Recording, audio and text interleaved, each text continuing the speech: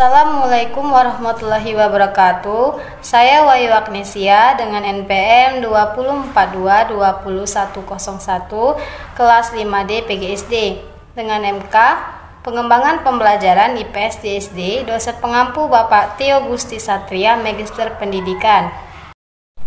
Di sini saya akan menjelaskan konsep dan makna pengembangan pembelajaran IPS SD.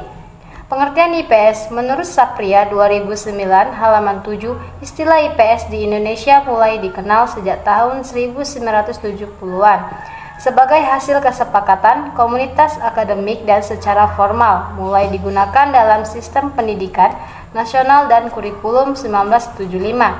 IPS merupakan salah satu nama mata pelajaran yang diberikan pada jenjang sekolah dasar dan menengah. Mata pelajaran IPS merupakan sebuah nama mata pelajaran integrasi dari mata pelajaran sejarah, geografi, dan ekonomi, serta mata pelajaran ilmu sosial lainnya. Menurut Depdiknas, ilmu pengetahuan sosial atau IPS merupakan integrasi dari berbagai cabang ilmu-ilmu sosial dan humaniora, seperti sosiologi, sejarah, geografi, ekonomi, politik, hukum, dan budaya. Ilmu pengetahuan sosial dirumuskan atas dasar realitas dan fenomena sosial yang mewujudkan satu pendekatan interdisipliner dari aspek dan cabang ilmu-ilmu sosial. IPS atau studi sosial merupakan bagian dari kurikulum sekolah yang diturunkan dari isi materi cabang-cabang ilmu sosial, sosiologi, sejarah, geografi, ekonomi, politik, antropologi, filsafat, dan psikologi sosial.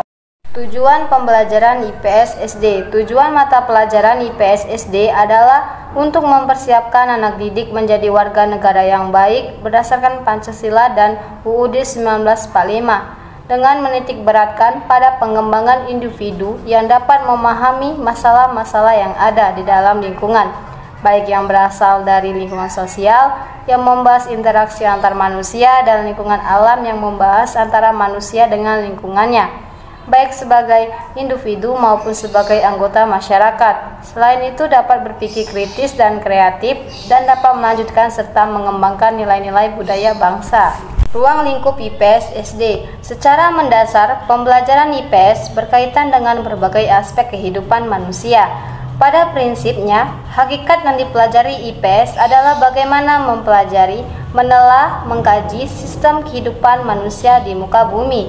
Kebutuhan manusia dalam konteks sosial sangat banyak dan luas, maka pembelajaran IPS dalam setiap jenjang pendidikan perlu diadakan pembatasan sesuai dengan kemampuan peserta didik pada jenjang masing-masing. Misalnya, ruang lingkup materi IPS untuk tingkat sekolah dasar dibatasi pada gejala dan masalah sosial yang mampu dijangkau pada geografi dan sejarah. Itu pun diutamakan pada gejala dan masalah sosial sehari-hari yang ada di lingkungan siswa. Pengembangan pembelajaran IPS SD. Secara harfiah, pengembangan berasal dari kata kembang yang berarti menjadi bertambah sempurna. Kemudian mendapat imbuhan pe dan an yang berarti proses. Sehingga pengembangan di sini berarti usaha sadar yang dilakukan untuk mencapai tujuan yang diinginkan agar lebih sempurna. Pembelajaran merupakan aktivitas yang paling utama. Keberhasilan pencapaian tujuan pendidikan banyak bergantung pada proses pembelajaran dapat berlangsung secara efektif. Definisi pembelajaran menurut para ahli Crow and Grow, pembelajaran adalah pemerolehan tabiat, pengetahuan, dan sikap. Tahlil Mahyudin, pembelajaran adalah perubahan tingkah laku yang melibatkan keterampilan kognitif yaitu penguasaan ilmu dan kemahiran intelek. Pengembangan pembelajaran IPS di SD adalah penyempurnaan tujuan, isi, pelajaran, metode, media, dan strategi dalam kegiatan belajar mengajar IPS pada jenjang sekolah dasar. Berbagai tradisi dalam ilmu sosial, termasuk konsep, teori, fakta, struktur, metode, dan penanaman nilai-nilai dalam ilmu sosial, perlu dikemas secara integratif dan komunikatif, serta relevan dengan situasi dan kondisi yang berkembang dalam masyarakat. Melalui mata pelajaran IPS, Siswa diarahkan untuk dapat menjadi warga negara Indonesia yang demokratis dan bertanggung jawab, serta warga dunia yang cinta damai. Fenomena kehidupan global di masa mendatang yang penuh dengan tantangan menuntut mata pelajaran IPS untuk dirancang bisa mengembangkan pengetahuan, pemahaman, dan kemampuan analisis terhadap kondisi sosial masyarakat dalam memasuki kehidupan bermasyarakat yang dinamis.